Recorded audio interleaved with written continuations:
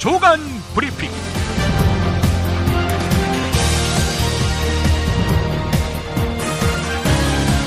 2016년 6월 9일 목요일입니다. 오늘은 한국일보 창간 62주년입니다. 일면에 보니까 차기 대통령 선거에서 정권 교체를 바라는 응답이 정권 재창출을 기대하는 응답의 2배였다는 기사가 실렸습니다.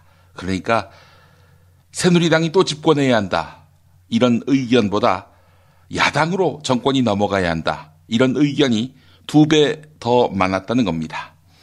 코리아 리서치에 의뢰해서 실시한 여론조사에서 차기 대선에서 어느 정당이 집권해야 한다고 생각하느냐, 이런 질문에 야당이 집권해야 한다는 응답이 57.8%로 새누리당이 집권해야 한다의 28.9%보다 압도적으로 많았습니다. 나라 팔아먹어도 새누리당 찍겠다는 사람들이 35%다. 어디서 이런 이야기를 들은 바 있었는데 28.9%다. 많이 떨어진 건가요? 눈에 띄는 대목은 부산 경남 지역에서 야당이 집권해야 한다는 응답이 53.2%로 새누리당의 재집권을 원하는 의견보다 20%포인트 더 많았습니다. TK 대구 경북에서는 새누리당이 집권해야 한다가 44.4%, 야당 집권을 바란다 42.4%였습니다. 불과 2%포인트 많은 것입니다. 지역별로는 대구 경북을 제외한 전 지역에서 정권 교체 요구가 정권 재창출 요구를 앞질렀습니다. 자, 이런 가운데 반기문 사무총장이 차기 대통령 후보 선호도 조사에서 33%의 지지율로 압도적 1위를 차지했습니다. 반기문 총장 지지자가 이전에 지지한 후보, 이게 더 주목되는데요. 안철수 국민의당 공동대표가 20.2%, 오세훈 전 서울시장 16.3%였습니다. 그러니까 반기문 총장이 여권 지지층이 결집하는데 촉매제 역할을 할 뿐 아니라 안철수 공동대표를 지지하는 중도층과 부동층도 일부 흡수하고 있는 것으로 풀이됩니다. 이번 여론조사는 6월 5일 전국 성인 남녀 1000명을 대상으로 RDB 방식에 의한 유무선 전화 면접조사로 진행됐습니다. 표본 오차는 95% 신뢰 수준의 플러스 마이너스 3.1%포인트, 전체 응답률은 10.4%입니다. 광고 듣고 시작하겠습니다.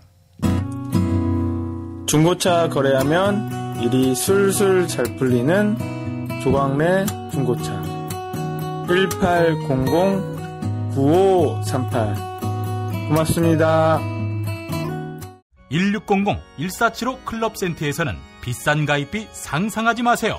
만남이 성사되고 난 뒤에 받습니다.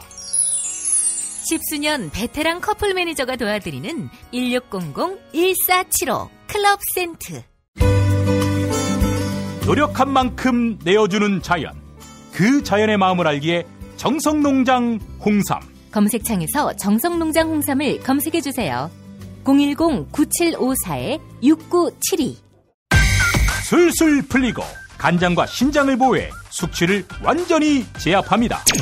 80%에 육박하는 재구매율 술술 풀리고, 네이버 다음에서 고려생활건강 술술 풀리고를 검색하세요. 서울, 인천, 경기의 신축 빌라타임즈에서 알차게 전해드립니다. 튼실한 사진, 지도 정보에다 현장 답사 서비스, 허위 매물에는 100만원 보상까지. 빌라타임즈를 검색하세요. 술자리 많은 요즘 3차까지 달린 당신을 위한 필수품, 전창걸의 새싹 땅콩차. 이제 속쓰림은 잊으세요. 070-8635-1288 070-8635-1288. 앞선 여론조사에서 드러났듯 레임덕은 시간 문제입니다. 아니, 진행형입니다. 박근혜 대통령 대선 캠프와 대통령직 인수위원회의에서 활동한 홍기택 전 산업은행 회장이 청와대 서별관 회의를 폭로했죠. 부실 기업에 대한 부당한 지원, 내가 결정한 것이 아니라 최경환 등이 지시한 것이다, 이렇게 말을 했던 겁니다. 네, 이 이슈는 뒤에 또 나옵니다. 3년 전 박근혜 대통령 미국 순방 때 20대 여성 인턴 성추행 사건으로 물러난 윤창중 전 청와대 대변인은 공소시효가 만료된 만큼 무죄라는 해괴한 논리를 들어서 활동을 재개했지요. 새누리당에서는 청와대 때문에 정권이 넘어가게 생겼다는 볼멘 소리가 공공연히 들립니다. 더 큰 문제는 비박계가 차기 당권을 잡을 경우 이겁니다. 새누리당 전당대회 8월 말이나 9월 초로 예상되는데 친박계는 표 대결을 하면 우세하다 이렇게 말하지만 상황은 녹록지 않습니다. 우선 친박계 유력 당권 주자인 최경환 의원, 홍기택 전 회장 폭로로 상처를 입었습니다. 또 당원 투표 70% 외에 여론조사 30%가 반영되는 것도 친박계의 불리한 조건입니다. 경향신문 보도 내용이었습니다. 그래서 사실은 친박이 유승민 컴백을 온 힘을 다해서 막고 있는 것이겠지요. 유승민은 한국일보 여론조사에서 여권주자 2위로 껑충 뛰어올랐습니다. 유승민 의원은 유승민 의원대로 진도를 나가고 있습니다. 일전에 추진하려다가 친박계의 반대로 무산된 사회적 경제 기본 법안 다시 발의하기로 한 것입니다. 사회적 경제 기본 법안은 사회적 기업과 협동조합 등에 대한 정부와 지자체의 기본계획 수립, 사회적 경제위원회와 사회적 경제발전기금 설치, 사회적 기업의 판로 확대를 위한 지원, 이런 것들을 골자로 합니다. 네, 법안 통과될 수 있을까요? 분위기가 19대보다 나쁘지 않습니다. 친박이 기를 쓰고 반대해도 친박은 새누리당 안에서나 다수일 뿐 전체 국회에서는 소수입니다. 전체 국회 판도를 보면 유승민 의원은 우호적인 환경에 놓여 있습니다. 국회 선진화법을 앞세워서 새누리당 유승민 의원의 법안을 반대할까요? 네, 그런 무리수를 둘지 주목됩니다. 중앙일보 보도였습니다. 경향신문이 어제 보도한 홍기택 전 산업은행 회장의 인터뷰 파장 심상치 않습니다. 무엇보다 지난해 10월에 이루어진 대우조선에 대한 4조 2천억의 지원이 당시 최경환 경제부총리, 안종범 청와대 경제수석, 임종용 금융위원장 등 정권 실세들에 의해서 사실상 정치적 행위로 결정됐다는 고백. 이건 놀랍습니다. 경향신문 사설을 보겠습니다. 정부는 청와대 서별관 회의에서 이루어진 정책 결정 과정을 명백하게 밝혀야 한다. 애초 3조 원 가까운 혈세가 들어간 상황에서 추가로 또다시 천문학적 비용을 필요로 하는 상황이 왜 초래됐는지, 이에 대한 책임을 누가 져야 하는지, 이것을 아는 것은 시민의 당연한 권리다. 까라면 까는 군대 문화로 비유된 관료와 금융기관 사이의 관계도 이참에 재정립해야 한다. 이런 주장을 담고 있습니다. 경향신문은 또 이런 가운데 정부는 어제 구조조정 계획을 발표했는데 청와대 서별관 회의에 대한 비판을 의식했는지 구조조정을 책임지는 산업경쟁력 강화 경제장관회의라는 것을 만들겠다는 계획도 내놓았다. 하지만 관치가 엄존하는 상황에서 조직을 새로 만든들 변할 것은 없다. 이렇게 말했습니다.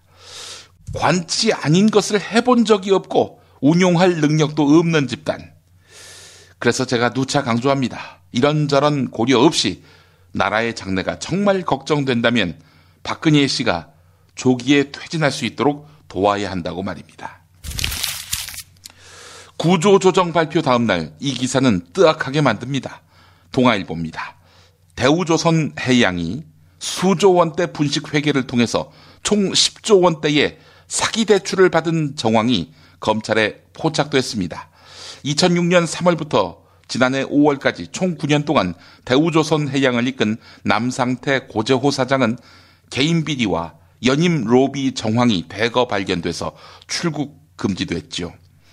자산 규모가 17조 원이 넘는 대우조선 해양은 올해 1월 28일 출범한 특별수사단이 5개월 만에 잡은 첫 수사 대상입니다. 특별수사단 관계자는 대규모 공적 자금이 투입된 대우조선 해양은 공기업 비리와 같은 차원에서 철저한 수사가 필요하다고 판단했다. 이렇게 밝혔다고 하는데요. 1987년부터 대우조선 해양에 투입된 국민혈세. 이 국민혈세는 두 가지거든요. 공적 자금 그리고 국책은행 자금. 이게 다 합쳤더니 7조 1천억 원에 이릅니다. 이들 뒤를 봐준 거, 이거는 멍청한 건가요? 아니면 뭐 같이 처먹은 게 있는 건가요? 20대 국회의 국회의장은 더불어민주당이, 부의장은 새누리당과 국민의당이 맡게 됐습니다. 3당은 오늘 의원총회를 열고 의장단 후보를 선출하게 되는데요. 더불어민주당에서는 6선인 문희상, 정세균, 이석현 의원과 5선인 박병석 의원이 4파전을 벌이고 있습니다. 익명을 요구한 더불어민주당의 중진 의원은 총선 결과 친노, 친문 의원들이 압도적 다수가 됐기 때문에 원내대표 선거와 마찬가지로 국회의장 후보도 범친노 측이 누구를 미느냐에 따라 결정될 것이다. 이렇게 말했습니다. 자, 그런데 말이죠. 중앙일보는 19대 때 50%였던 범친노가 20대에는 20%가 됐다. 이렇게 말하더니 이번엔 다시 친노, 친문이 압도적 다수다. 이런 견해를 여과 없이 전하고 있습니다. 뭐가 진실입니까? 하여간 일단 범친노로 분류되는 문희상 의원과 정세균 의원이 앞서고 있다, 이런 분석이 많은데요. 하지만 이석현 의원 등도 의원들과의 맨투맨 접촉을 통해서 만만치 않은 표를 모으고 있다는 평가, 중앙일보가 전하고 있습니다. 반기문 유엔 사무총장과 이해찬 전 국무총리의 뉴욕 회동이 불발됐습니다. 면담 하루 전에 갑자기 취소된 데 대해서 유엔 관계자는 이해찬 전 총리 측으로부터 면담을 하지 않겠다는 연락이 왔다며 정확한 이유는 모르겠다, 이렇게 말했다고 합니다. 한편 도종환 의원, 면담에 기자를 배석시키고 브리핑까지 하겠다고 한다. 처음에 이야기했던 것과 다르게 이야기가 돼서 못 만나게 된 것이다, 이렇게 주장했습니다. 게다가 반기문 총장이 면담 사실을 유엔 대사 등을 통해서 의도적으로 유출시킨 바 있었지요. 이게 노무현 전 대통령 지지 인사들을 자극했다는 그런 후문도 있습니다. 이렇게 이번 회동이 취소된 데는 반기문 총장과 친노 인사들 사이에 뿌리 깊은 갈등도 작용했다고 중앙일보가 전하고 있는데요. 그건 다름 아닌 반기문 총장이 노무현 전 대통령의 장례식에 불참한 건 물론이고 방한 중에도 봉하마을을 찾지 않는 점, 이 점에 대해서 이해찬 전 총리가 반기문 총장과 만나면 작심하고 당시의 일을 따져보겠다는 그런 생각이 있었다고 합니다. 또 굳이 새누리당 주자로 나서겠다는 반기문 총장 행보에 자칫 들러리를 설 수도 있다는 판단을 했기 때문이란 견해도 있습니다. 국민통합형 지도자의 이미지를 세우기 위해서 친노 인사도 만나는, 그들과 척지지 않은 그런 이미지를 만드는데 왜 친노가 도움을 주느냐, 이런 이야기지요. 이거 심상치 않은데요. 중앙선거관리위원회가 올해 30살인 국민의당 비례대표 김수민 의원과 총선 당시 회계 책임자 등을 검찰에 고발했습니다. 선관위는 총선 직후 국민의당이 3월 비례대표 후보 명단 발표 직전 당 홍보위원장으로 영입한 김수민 의원 관련 업체에 총선 때 홍보 일감을 몰아준 과정에 의혹이 있다는 첩보를 입수한 것입니다. 김수민 의원 관련 업체는 대학 벤처 동아리 수준이라고 하는데, 그런데 이 업체에 왜 홍보 일감을 몰아줬는지 이게 의문의 핵심입니다. 게다가 통상 비례대표 당선권에 공천을 받은 인사라면 당에 특별 당비를 내는 것이 맞지만 이번 경우는 그 업체와 관련이 있는 인사가 공천은 물론이고 일감까지 받은 경우입니다. 특혜를 받은 연유, 이게 관심사인 거지요. 정확한 진상 가리기, 검찰 손에 넘어가 버렸네요. 문재인 더불어민주당 전 대표가 오늘 가덕도 신공항 예정지를 방문할 것으로 알려졌습니다. 더불어민주당 부산시당 관계자는 문재인 전 대표는 지역 당원들과 현장을 방문해서 부산시 신공항 추진단으로부터 브리핑을 받고 인사말도 할 예정이라고 말했는데요. 현재 더불어민주당 부산시당은 부산역 광장에 천막을 치고 신공항 대책본부를 발족한 상태입니다. 문재인 전 대표는 2012년 대선 때 가덕도 공항 유치를 공약했었습니다. 격앙된 부산 지역 민심 심상치 않습니다. 최근 부산에서 열린 신공항 관련 촛불문화제에서는 가덕도가 아니어도 된다는 새누리당 의원은 부산을 떠나라 이런 말까지 나왔다고 합니다. 한 부산 지역 여당 의원은 공천파동으로 부산에서 5석을 잃은 마당에 신공항마저 가덕도에 유치하지 못한다면 내년 대선에서는 필패할 것이다 이렇게 말했다고 합니다. 이 기사는 조선일보에 실렸습니다. 정말 맛있다. 이 말 한마디면 모든 게 설명됩니다. 30년 전통 자연의 이로움을 담은 김치, 이담채 김치. 1544-4586 1544-4586. 수면 무호흡, 심한 코골이 이제 걱정 마세요. 여행, 군생활, 찜질방에서도 확인된 코골이 방지기구 코골이 119 1566-0783 1566-0783. 참치의 맛은 좋은 참치가 좌우합니다. 구이동 대양 참치가 그렇습니다. 무한 리필에 더한 무한 감동 직접 경험해보세요. 구이동 대양 참치 02-455-8087. 건강식품의 지존 전복을 택한다면 100% 완도에서 잡은 와우 전복. 네이버에서 와우 전복을 찾으세요. 010-2443-0818. 한우 사고를 집어넣고 24시간 팔팔 끓인 곰탕, 연지연 곰탕. 어린이부터 노인까지 누구나 좋아하는 건강식 연지연 곰탕. 택배로 신청하시려면 010-7252-1114.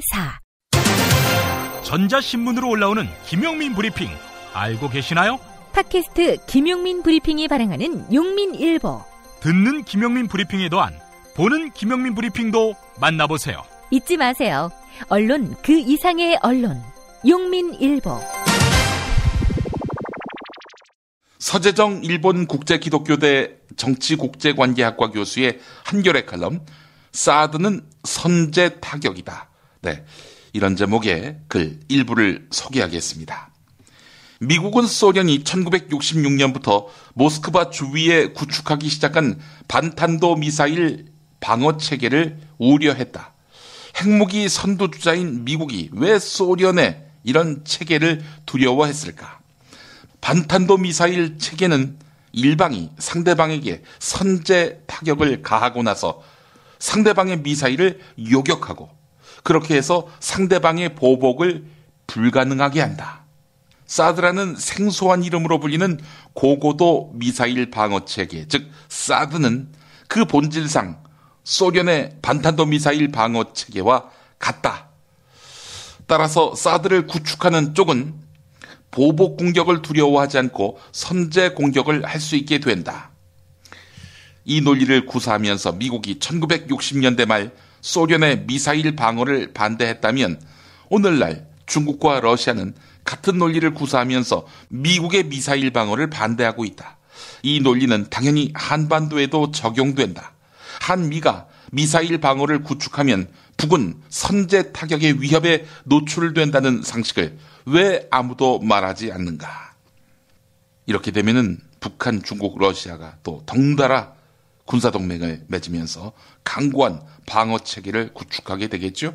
한반도의 군비 증가, 이건 뭐 더 말할 나위가 없는 현실이 됩니다. 경제는 그만큼 불확실성이 가중되겠죠. 아니 언제 전쟁이 벌어질 나라에 그 땅에 투자를 할 생각을 하겠습니까? 남북 대화를 재개하고 북미 대화를 촉진해서 한반도 비핵화와 평화체제를 건설하는 것만큼 안전하고 완전한 해결책이 있는가? 서재정 교수는 이걸 물어보고 있습니다. 구의역 스크린도어 사망사고의 원인으로 꼽히는 외주와 매피아 문제에 서울시가 개입하거나 지시한 정황이 포착됐습니다. 2013년부터 스크린도어 사망사고가 반복됐음에도 불구하고 서울시는 2014년 산하기관인 서울메트로와 서울도시철도공사에다가 안전 강화보다는 비용 절감에 초점을 맞춘 외주 업무 효율화 관련 용역 보고서와 공문을 잇따라 내려보낸 것으로 파악되었습니다. 서울신문이 단독 입수한 서울시의 시정 주요 분야 컨설팅 용역 보고서에 따르면 서울시는 서울 메트로의 외주 업체가 운영하는 업무를 효율화해서 비용을 절감하라 이렇게 제안했던 것입니다. 최근 생리대에 살 돈이 없어서 신발 깔창을 대신 사용한 한 여학생의 이야기가 알려지면서 생리대 가격에 대한 논란이 불붙고 있습니다. 특히 현재 국내 생리대 시장은 패드 두께나 재질, 흡수력, 통기성, 착용감 등 모든 부분에서 높은 기능을 가진 프리미엄 제품들 위주로 형성되어 있습니다. 핵심 기능만 갖춘 생리대가 다수거나 중저가와 고가 제품이 균등하게 존재하는 외국과 달리 국내에서는 다양한 가격대의 제품을 선택할 소비자의 기회가, 당연한 기회가 아예 원천봉쇄되고 있다는 것입니다. 전문가 말대로 건강하고 수치심 없이 생리를 하는 것은 저소득층 청소년뿐 아니라 모든 여성이 누려야 할 권리라면 신기술을 적용한 비싼 생리대보다 보편적으로 누구나 구입할 수 있는 중저가 제품을 우선 개발하는 것이 순서겠지요. 지난 7일에 방송된 채널A 시사보도 프로그램 아침경제 골든타임의 한 장면. 섬마을 주민에 의한 성폭행 보도 당시 피해자가 마치 술자리를 즐기는 듯한 부적절한 자료 화면으로 논란을 빚었습니다. 지옥 같은 3시간, 그 섬에선 무슨 일이? 섬마을 발칵 뒤집은 이런 자극적인 제목에 더해서 전직 형사가 나와 몸속에서 2명의 정액이 나왔다. 이런 불필요한 발언들을 이어갔습니다. 그리고 지난 3일자에는 경제매체인 헤럴드 경제가 이 사건을 온라인으로 보도하면서 만취한 20대 여교사 몸속에 3명의 정액, 학부형이 집단 강간, 이런 제목을 달았다가 독자들의 비난이 빗발치니까 이튿날 공식 사과문을 게재했습니다. 만취한 20대 여교사. 이거는 여교사의 책임도 있다. 이런 의미를 담고 있는 거 아니겠습니까? 그리고 3명의 정액. 참. 또 지난 4일에는 강남 20대 여성 살인사건을 다룬 SBS 그것이 알고 싶다 역시 사고 당일 피해자가 평소 잘 가지 않던 강남역을 간 이후 남자친구 모르게 대학 선배들과 술을 마신 상황 등 피해자의 행적을 지나치게 상세하게 다뤘다는 비판을 받고 있습니다. 남자친구 모르게 평소 잘 가지도 않는 곳 왜 갔냐 이런 거지요. 한국일보가 지적한 내용이었습니다. 대한예수교 장로회에도 여러 분파가 있습니다. 사랑의 교회가 속한 합동 측이 있고요. 영락교회, 명성교회, 온누리교회가 속한 통합 측이 있습니다. 합동과 통합, 가장 큰 장로교단 빅2가 되겠습니다. 자, 이 가운데 통합교단 총회장인 최영남 목사가 과거 일제강점기에 신사참배를 거부했던 장로교단, 즉 고신 측에 가서 사죄했습니다. 최영남 목사가 속한 교단 통합은 신사참배를 결의했고 실행했던 교단에 뿌리를 두고 있죠. 물론 최영남 목사의 단독 행동입니다. 또 최영남 목사가 광주에서 목회를 하는 분이고 세월호 참사 진상규명 촉구, 국정교과서 반대 같은 진보적 정치 견해를 갖고 있는 그런 당사자라서 교단 내부에서도 여러 가지로 공격을 당하지만 그래도 교단 총회장의 행보로 보자면 매우 뜻깊은 행동으로 판단됩니다. 제주 4.3 사건과 관련해서 노무현 대통령이 정부를 대표해서 사죄하지 않았습니까? 자, 중요한 것은 최영남 목사 혼자만의 행동으로 그칠 공산이 크다는 것입니다. 이 같은 최영남 목사의 과감한 행보에 대해서 앞서 말씀드린 대로 교단 내부에서도 여러 말이 나오고 있고요. 또 최영남 목사가 속한 대한예수교 장로회 통합교단에는 이명박 씨가 속한 소망교회, 서북청년회의 뿌리를 할 수 있는 영락교회도 속해 있습니다. 장준하의 생을 대신 자라 죽어 있었고 정태일 등등 타지 못한 생을, 그 젊은 생을 대신 피로 살아주는 길밖에 남은 일이 없습니다. 문익환의 학교. 하나님 감사합니다. 이 부족한 종을 그동안 4번씩이나 감옥에 보내신 것은 감사를 드립니다. 하나님의 아버지의 마음으로 뜨거운 마음으로 그 애타는 마음으로 기도하면서 살아갈 수 있게 해주시옵소서. 예수님의 이름으로 고난받는 당신의 아들 딸들의 이름으로 기도드립니다. 아멘. 단지 교회만이 아니라 역사를 위해 일하는 학교. 한신대학교 신학대학원. 목회자 코스가 아닌 평신도 신학과정인 MTS 야간과정 6월 8일부터 15일까지 추가 접수 받습니다. 자세한 문의는 한신대학교 신학대학원 홈페이지를 참조하세요.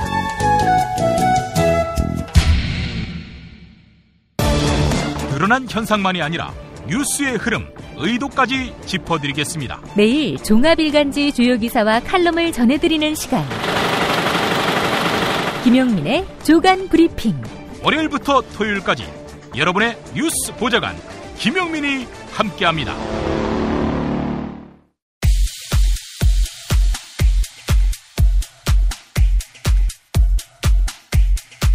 국민 모두에게 묻지도 따지지도 않고 국가가 매달 30만 원을 준다면 어떨까요? 저는 해주면 좋다고 봐요. 문제는 재원이잖아요. 그 충당을 어떻게 해야 되는지. 실현 불가능한 상상처럼 들리지만 매달 일정한 금액을 기본소득으로 주자는 논의가 활발하게 진행되고 있습니다. 스위스 국민투표에서 부결됐지만 다시 물어본다. 또 다시 따져본다. 기본소득이란 무엇인가? 한겨레 황유랑 기자의 해설. 기본소득이라는 건 간단히 말하자면 모든 사회 구성원들에게 기본적인 생활, 다시 말해서 인간적인 생활이 가능하도록 국가 또는 사회가 일정한 소득을 현금으로 주자는 겁니다. 네. 보통 기본소득에서는 크게 말하는 3가지 정도의 특징이 있는데요. 첫 번째는 무조건적으로 줘야 한다는 건데 지금 기존에 있는 기초생활보장비 같은 경우에는 재산이 얼마인지, 부양가족은 있는지 이런 걸 따지잖아요. 네. 그런 것과 상관없이, 그리고 또 실업급여 같은 경우에는 과거에 노동을 했던 경험이 있고 지금 구직 활동을 하고 있는지 이런 게 조건으로 붙는데요. 네. 그런 단서 조항 없이 무조건적으로 모든 국민에게 현금으로 기본 생활이 가능하도록 보조해줘야 한다는 거고요. 그리고 두 번째 특징은 개별적이라는 겁니다. 양육수당 같은 경우에는 아이가 있는 한 가정에 주는 개념인데 가정이 아니라 개개인 한 사람에게 준다는 의미고요. 세 번째 특징은 보편적이라는 건데 일단 기본소득을 주기로 한 이상 모든 사람에게는 균등하게 고루 나눠줘야 된다는 뜻입니다. 예를 들어서 이건희 삼성전자 회장이든 노숙인이든 똑같이 국가가 30만 원을 주기로 했다면 그 사람에게 30만 원을 줘야 한다. 이런 3가지 정도의 기본소득의 특징을 일반적으로 이야기를 합니다. 일을 안 하는데도 돈을 준다고? 일하지 않는 자여 먹지도 말라는 말 모르나?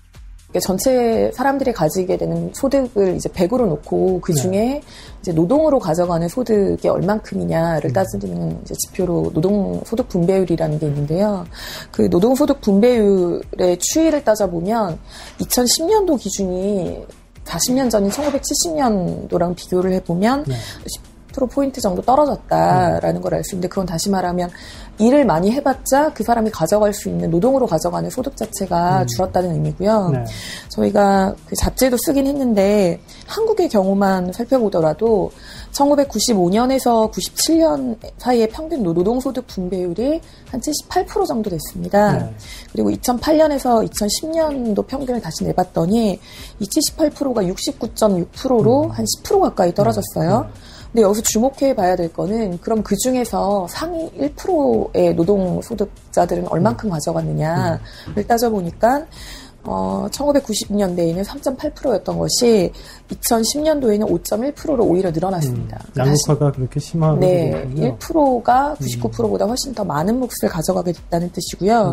그건 다시 말하면 분배가 제대로 이루어지지 않고 있다라는 것에 대한 증거이기도 하고 그리고 또 다른 증거로 여러 가지를 보면 이제 과거에는 일하는 것이 곧 복지다라고 사람들이 생각을 많이 했잖아요. 그런데 지금은 이제 완전 고용이 이제 불가능한 시대가 됐기 있기 때문에 내가 일하고 싶다고 해서 모두 다 일할 수 없는, 박근혜 대통령도 고용률 70%를 계속 얘기하는, 강조하는 이유도 더 이상 이 시대 자체가 고용이 완전하게 100% 되는 것이 불가능한 시대에 다다랐다는 것을 증명하는 거고요. 그 일을 해도 또 문제인 것이, 한겨레 21이 이제 한국 국민들을 100명을 기준으로 인구 구성 분포를 한번 따져봤더니 100명당 경제활동을 하는 인구가 한 60명 정도 되거든요. 그 중에서 이제 100명 중에 한 20명은 비정규직, 그리고 월 평균 소득이 200만 원 이하인 영세 자영업자는 13명, 실업자가 2.2명, 그리고 비경제활동 인구로 분류되는 사람들 중에 취업을 준비하고 있다거나 쉬었다고 응답을 해서 이제 사실상 숨어있는 실업자라고 부르는 층이 한 5.4명인 걸로 나타났습니다. 이 사람들을 다 합치면 이제 불안정 노동자라고 부르는데, 이 불안정한 노동자들이 100명 중에 41명은 된다라고 보면 됩니다. 이런 질문은 필연적으로 따라붙는다. 사람들이 그 돈 받고서는 일도 안 하고 놀면 어떡하지? 심리학자 김태형은 부자들에게 말한다. 세상이 다 너희 같은 줄 아냐고. 이게 이제 사람이 다 자기를 비춰서 세상 인간들을 보는 경향이 있기 때문에 자기들은 그럴 거란 말이에요. 여태까지 놀고 먹었잖아요, 맨날. 그러고 살고 있으니까. 그렇게 뭐 등쳐서 이렇게 먹고 살아왔잖아요. 다들 나처럼 살 거야, 이렇게 되면. 나처럼 부자 되면 다 나처럼 살 거 아니야. 이렇게 생각하는 건데, 이건 인간에 대한 완전한 오해죠. 만약에 내가 먹고 사는 걱정이 없어요. 그리고 뭐 여러 가지 스트레스도 안 받아요. 그럼 어떻게 할 것 같아요? 매일 놀 것 같아요? 하고 싶은 걸 찾을 거. 그때 되면 비로소 삶의 질에 혁신이 옵니다.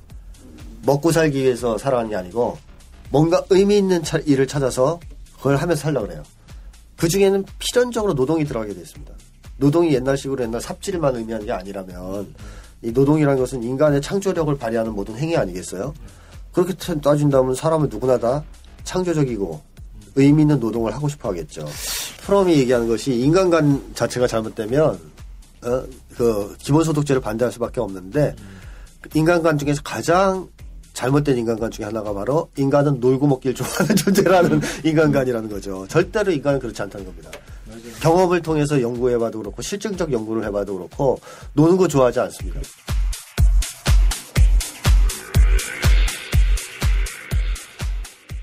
자, 오늘은 두 칼럼 이어 소개하면서 마무리하려고 합니다. 권태호 한겨레 국제 에디터의 한겨레 칼럼, 매달 300만 원 거저 받으면 어떤 일 생길까와 김종철 녹색평론 발행인의 경향신문 칼럼 기본소득이라는 출구입니다. 우선 권태호 에디터입니다. 한국은 선택이 아니라 공포가 움직이는 사회다. 정해진 레일 위에서 정해진 시간에 역을 통과하지 않으면 생존 자체를 위협받기에 먼저 가려고 치열하게 경쟁한다. 엄청나게 일하고, 그러면서도 모든 자영업자는 파산, 모든 월급쟁이는 실업의 공포에서 자유롭지 않다. 직장으로서 한겨레 신문사의 경우 최소한 고용 안정 측면에서는 양호한 편이다. 그럼에도 한 후배는 회사에서 잘리는 꿈을 꾸었다고 한다. 일이라고 하는 것이 소득만으로 규정할 수 없는 것이지만, 만일 기본소득 제도가 있다면 그 후배가 그런 꿈을 안 꾸지 않았을까? 설령 실업이 되더라도 월 300이 꼬박꼬박 들어오는데, 공포에서 자유롭다면 타인에 대해서도 관대해질 수 있을 것이다. 그렇습니다. 이 칼럼에 제가 몇 마디 더 더해보겠습니다. 힘없는 사람들끼리 싸우는 거, 이건 가진 자들이 바라는 바입니다. 그래서 끊임없이 싸움을 붙이지요. 힘없는 사람들끼리 왜 싸우게 하느냐? 그렇게 해서 뭉치지 못하게 하려는 것이죠. 네, 타인에게 관대해지는 것을 바라지 않는 가진 자들입니다. 이 자들의 야욕에 우리가 맞서야 되는 거 아니겠습니까? 자, 이번엔 김종철 발행인 경향신문 칼럼입니다. 빈부격차, 심각한 경제적 불평등, 갈수록 줄어드는 일자리, 경제성장의 종언을 알리는 온갖 징후들과 걷잡을 수 없이 악화되는 사회적, 환경적, 실존적 상황에서 지금 세계는 길을 잃고 헤매고 있다.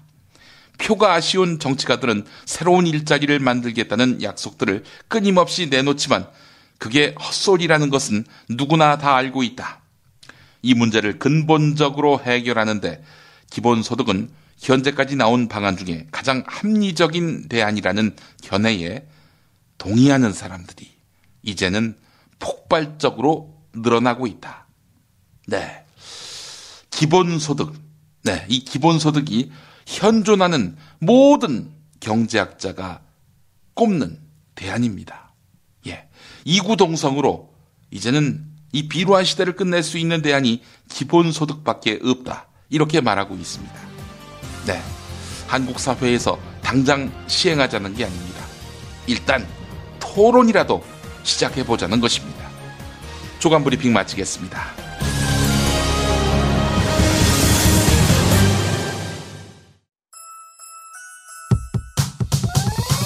이번 방송 괜찮았나요?